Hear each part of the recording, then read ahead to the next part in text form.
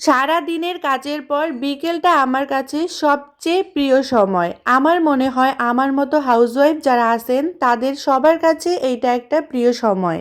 এক কথায় বলতে গেলে আমরা হাউসওয়াইফরা সারাদিনে কিন্তু তেমন কোনো সময় পাই না বলতে গেলে। আর এইটাই হচ্ছে আমাদের পারফেক্ট সময় কাটানোর। আসসালামু আলাইকুম everyone, this is Jannatun Nigar. Welcome back to my YouTube channel.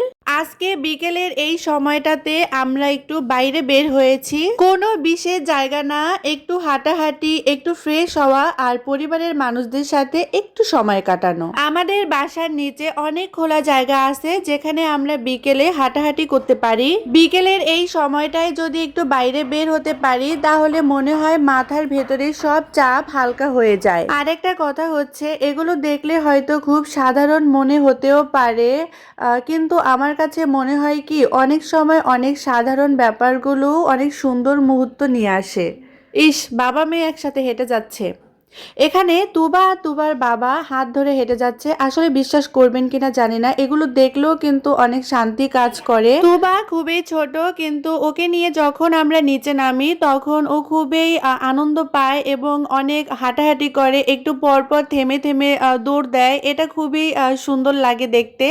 এই সময়টাতে আমরা দুজনেই অনেক চেষ্টা করি যাতে একটু ফোন ব্যবহার কম করি, কারণ আমার মনে হয় এই সময়টা একবার চলে গেলে আর ফিরে আসবে না। বিকেলের এই আলোটা আলাদা রকমের সুন্দর হয়ে থাকে, কারণ এই সময় না খুব ঠান্ডা থাকে না খুব গরম থাকে।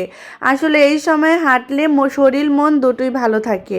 আমরা অনেকেই অনেক সময় বড় বড় সুখ খুঁজি, কিন্তু আসলে ছোট ছোট সুখেই কিন্তু বেশি আনন্দ পাওয়া যায়। সেটা যেমন হোক, পরিবারের সাথে এই যে বিকেলে আমরা হাঁটাহাঁটি করছি তো সেখানেই। আপনারাও যারা অনেকক্ষণ যাবৎ ধৈর্য সহকারে আমার এই বক বক শুনছেন বা আমরা যে বিকেলে ঘুরতে বের হয়েছি সেটা দেখছেন, তাহলে আপনারা একটু চেষ্টা করবেন যে পরিবারের মানুষদেরকে একটু সময় দেওয়ার জন্য বা তাদের নিয়ে একটু বাহিরে বের হওয়ার জন্য। আচ্ছা, আপনাদেরকে একটু দেখাই, এই রাস্তার সাইডে একটু ফাঁকা জায়গা ছিল তো এখানে সবজি ক্ষেত করা হয়েছে। এটা হচ্ছে কোমর গাছ। এটা এখন তো শীত চলে গেছে, এটা হয়তো গরমের সময় হবে। ওই যে দেখেন, বাবা আর মেয়ে আমাকে রেখে চলে যাচ্ছে, আমি যাচ্ছি ওদের পেছনে পেছনে। রাস্তায় আবার একটা বিড়াল দেখছে তো এখানে আবার বিড়ালের সাথে খেলা করছে। তুবার আবার কুকুর, বিড়াল, ছাগল, তারপর গরু, এগুলোর প্রতি না একটু অন্যরকম ফিলিংস কাজ করে, মানে এগুলো দেখলে ও খুবই আনন্দ পায়। আর হ্যাঁ, আরেকটা কথা বলতে তো ভুলেই গেলাম, আপনাদের কাছে যদি এই ছোট্ট সাধারণ ব্লগ ভিডিওটি ভালো লেগে থাকে তাহলে অবশ্যই লাইক, কমেন্ট আর সাবস্ক্রাইব করতে ভুলবেন না। আল্লাহ হাফেজ।